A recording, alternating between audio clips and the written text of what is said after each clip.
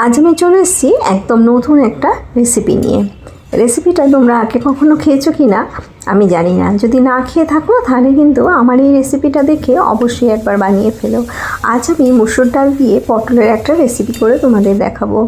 এই রেসিপিটা দেখে বুঝতে পারছো যে কতটা লোভনীয় হয়েছে, আর এটা খেতে হয়েছিল কিন্তু দুর্দান্ত। খুব সহজভাবে পটল আর মুসুর ডাল দিয়ে এই রেসিপিটা আমি তোমাদের করে দেখাবো। যেহেতু পটল আর মুসুর ডালের রেসিপি, তাই পটল তো অবশ্যই লাগবে। তাই আমি এখানে নিয়েছি পটল, আর দেখো মুসুর ডাল নিয়েছি, যেটা আমি কিন্তু ধুয়ে 4 ঘন্টার মতন জলে ভিজিয়ে রেখেছিলাম। আমি এখানে ডালটাকে দেখো ভিজিয়ে রেখে দিয়েছিলাম। আর এখানে যে মুসুর ডালটা আমি নিয়েছি, ছোটো দানার যে মুসুর ডাল হয় সেটাই আমি নিয়েছি। পটল যেগুলো নিয়েছিলাম সেগুলোকে আমি ভালো করে খোলা ছাড়িয়ে নেবো। আমি এখানে 6টার মতন পটল নিয়েছি, আর এইভাবে পটলগুলো খোলাগুলো একটা পিলারের সাহায্যে আমি হালকা করে ছাড়িয়ে দিলাম। এইভাবে খোলাটা যখন ছাড়ানো হয়ে যাবে তখন একটা ছুরির সাহায্যে আমি পটলের যে মাথার দিকটা আছে সেটা কিন্তু একটু কেটে দেবো। তাহলে পটলটার ভেতরে কিন্তু সুন্দরভাবে মশলাগুলো সব ঢুকবে। আর পটলটা কিন্তু এখানে আমি কোটাই রাখবো। দেখো আমার সব পটলগুলো কিন্তু কাটা হয়ে গেছে, আর সবগুলোর এইভাবে মাথার দিকটা আমি একটুখানি চিড়ে দিয়েছি। এবার আমি রান্নাটা শুরু করব। তার জন্য কড়া বসিয়ে দিয়েছিলাম গ্যাসে, আর তাতে দিয়ে দিয়েছি সর্ষের তেল। সর্ষের তেলে পটলগুলোকে প্রথমে একটু লাল করে ভেজে নেব। পটলগুলোকে আমি নুন হলুদ মাখিয়ে নিয়েছিলাম। আর নুন হলুদ মাখানোর পর পটলগুলো আমি তেলে দিয়ে দিচ্ছি। আর গ্যাসের ফ্লেমটা কিন্তু একটু বাড়িয়ে রেখেছি, যাতে পটলগুলো একটু লাল করে ভাজা হয়ে যায়। বন্ধুরা, যারা আমার চ্যানেলটা নতুন ভিজিট করছো তাদের কাছে অনুরোধ করব আমার চ্যানেলটা কিন্তু সাবস্ক্রাইব করে নিও। আর যারা পুরনো বন্ধু সব সময় আমার পাশে এসে আমাকে সাহায্য করছো তাদের জন্য রইল অনেক অনেক ভালোবাসা। পটলগুলো আমার লাল করে ভাজা হয়ে গেছিলো, আর পটলগুলোকে আমি তুলে নিয়েছি। এবার কড়াইয়ে যে তেলটা ছিল তার সাথে আমি আরও 1 চামচ তেল অ্যাড করে দিলাম। তেলটা গরম হলে এর মধ্যে গরম মশলাগুলো দিয়ে দেবো। আমি এখানে 3টে এলাচ, 1 টুকরো দারচিনি, আর একটা শুকনো লঙ্কা, আর 2টো তেজপাতা নিয়েছিলাম। আর দেবো এতে 1/2 চামচের মতন গোটা জিরে। এবার মশলাগুলোকে কিন্তু একটু ভেজে নিতে হবে। মশলাগুলো যখন একটু সুগন্ধ বেরোবে তখন আমি এর মধ্যে অ্যাড করে দেবো পেঁয়াজ। আমি এই রান্নাটার জন্য একটা পেঁয়াজ নিয়েছি, আর পেঁয়াজটাকে একদম ছোটো ছোটো করে আমি কেটে নিয়েছিলাম। দেখো মশলাগুলো আমার কিন্তু একটু ভাজা হয়ে গেছে, আর আমি পেঁয়াজটা অ্যাড করে দিচ্ছি। পেঁয়াজটা অ্যাড করার পর গ্যাসের ফ্লেমটা কিন্তু একটু বাড়িয়ে দিও, যাতে পেঁয়াজটা একটু লাল করে ভাজা হয়ে যায়। পেঁয়াজটা দেখো আমার একটু লাল হয়ে গেছে, আর এই পর্যায়ে কিন্তু আমি এতে অ্যাড করে দেবো বাকি উপকরণগুলো। এখানে আমি দিয়ে দিলাম আদা রসুনের পেস্ট। আমি এখানে 1 চামচ আদা রসুনের পেস্ট ব্যবহার করলাম। আর পেস্টটা ব্যবহার করার পর মশলাটাকে কিন্তু ভালো করে কষাতে হবে। আর এই পর্যায়েতে দিয়ে দেবো একটা টমেটো। একটা টমেটোকে আমি কেটে নিয়েছিলাম, বীজটা আমি ফেলে দিয়েছি, দিয়ে সেই টমেটোটাই এর মধ্যে অ্যাড করে দিলাম।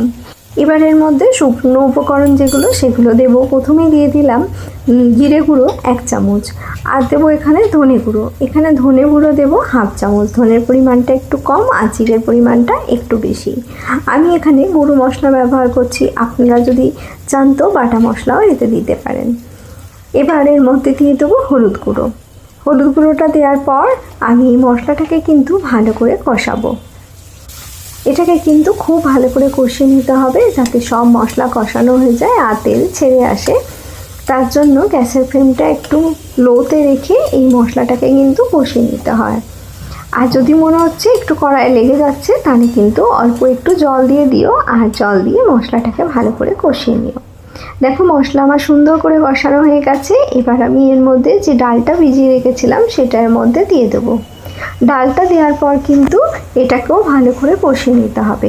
এটা আমি প্রায় গ্যাসের ফ্লেমটা লোতে রেখে 5 মিনিটের মতন কিন্তু একটু ভালো করে কষিয়ে নেব, যাতে মশলার সঙ্গে ডালটা খুব সুন্দর করে কষানো হয়ে যায়।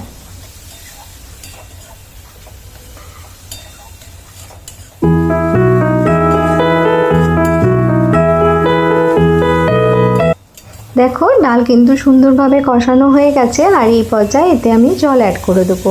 জলটা কিন্তু আমি গরম জল দিলাম, কারণ যেহেতু ডাল রান্না করব তার জন্য গরম জল কিন্তু অবশ্যই তোমরা দিও। গরম জলটা দিয়ে দেওয়ার পর আমি গ্যাসের ফ্লেমটা কিন্তু বাড়িয়ে দেবো, আর বাড়িয়ে দিয়ে ডালটাকে ভালো করে একটু ফুটিয়ে নেব। তার আগে এর মধ্যে আমি দিয়ে দেবো নুন। এতে পরিমাণ মতো নুন দিয়ে দেবো। নুনটা দেওয়ার পর একটু ভালো করে মিশিয়ে নেব। মিশিয়ে নিতে হবে। আর নুনের সাথে সাথে এটা আমি ব্যালেন্সের জন্য দিয়ে দেবো অল্প করে একটু চিনি আর কাঁচা লঙ্কা। এখানে চেরা কাঁচা লঙ্কা 4টে দিয়ে দিলাম।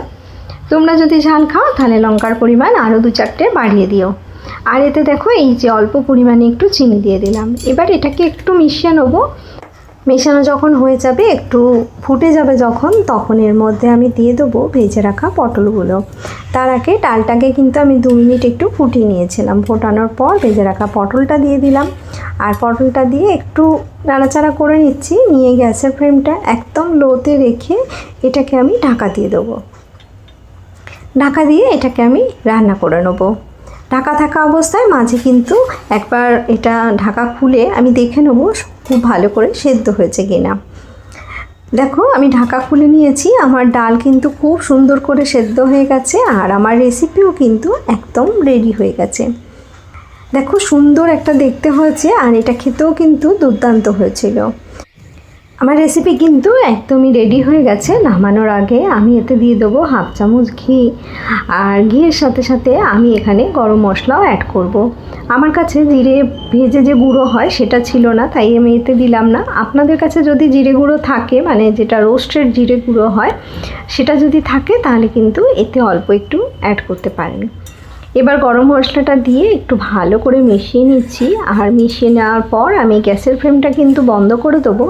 আর বন্ধ করে দিয়ে এটাকে ঢাকা দিয়ে রেখে দেবো 10 মিনিটের জন্য স্ট্যান্ডিং টাইমে। 10 মিনিট পর ঢাকা খুলে আমি নামিয়ে নিয়ে সার্ভ করে দেবো। আর সার্ভ করার পরে আপনারা দেখুন যে এটা দেখতে কতটা সুন্দর হয়েছিল। আর এটা খেতেও হয়েছিল কিন্তু বেশ ভালো। আপনারা চাইলে রুটি, পরোটা, লুচি সব কিছুর সঙ্গে খেতে পারেন। আবার ভাতের সঙ্গেও কিন্তু খেতে পারেন। এটা খেতে সত্যিই দুর্দান্ত হয়েছিল। আপনারা অবশ্যই একবার বাড়িতে বানাবেন। বাচ্চারা যদি ডাল খেতে না চায় বা সবজি খেতে না চায়, তখন কিন্তু এইভাবে একবার বানিয়ে দেবেন, দেখবেন তারাও কিন্তু খুবই পছন্দ করবে। আমি এটাকে সার্ভ করে দিলাম। আর আমার রেসিপিটা আশা করি আপনাদের ভালো লেগেছে। যদি ভালো লাগে অবশ্যই কিন্তু একটা লাইক করে দেবেন। আর কমেন্ট করে জানাতে একদমই ভুলবেন না যে রেসিপিটা আপনাদের কেমন লাগলো। আমি আবারও চলে আসব এরকমই নতুন কোনো রেসিপি নিয়ে আপনাদের সামনে। আপনারা ভালো থাকবেন, সুস্থ থাকবেন।